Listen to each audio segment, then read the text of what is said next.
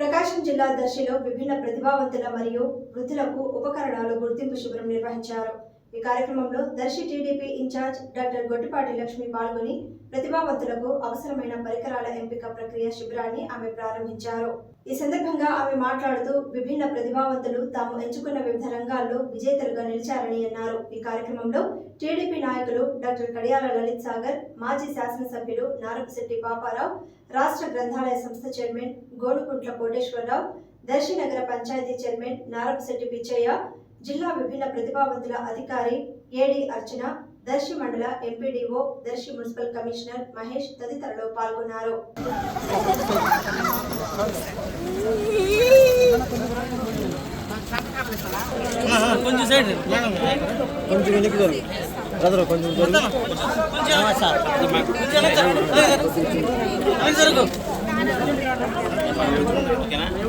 Madam గారు ఇచ్చేస్తున్నారు.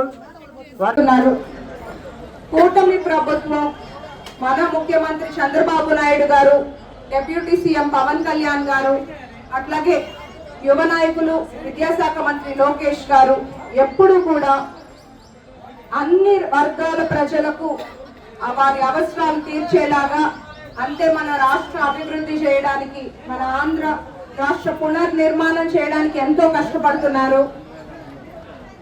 Pension చూస్తే మనం 3,000 నుంచి 6,000 చేశారు మన ప్రభుత్వం అధికారంలోకి వచ్చాక.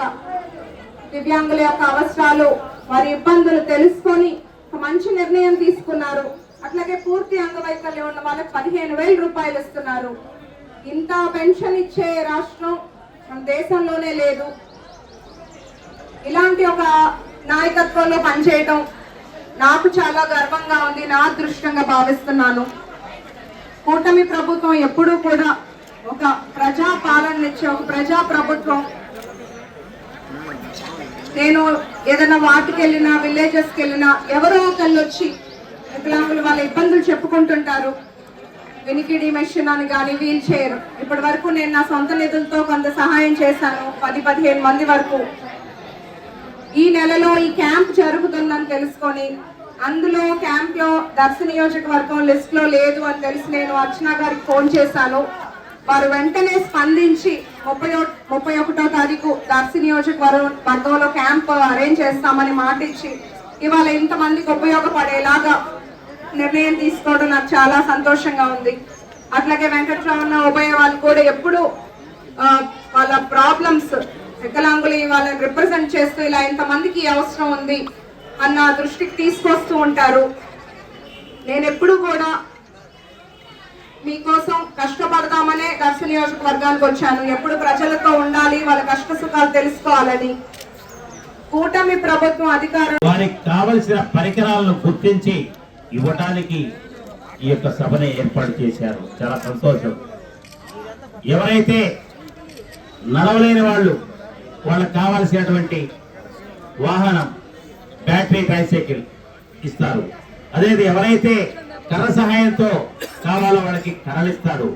ఎవరైతే వినికిడి లోపం ఉన్నవారో వారికి వినికిడి యంత్రాన్ని ఇస్తారు, మిషన్ ఇస్తారు. అదేవిధంగా ఎవరైతే అందరూ ఉంటారో వారికి బ్లైండ్ స్టిక్స్ ఇస్తారు. అంటే మీ అవసరానికి కావలసినటువంటి ఏ పరికరాలు ఉంటే మీరు ప్రతిరోజు మీ యొక్క కార్యక్రమాలు చేసుకోగలుగుతారో అందుకోసమే పెట్టింది ఈ యొక్క శిబిరం అని చెప్పి నేను తెలియజేస్తా ఉన్నాను.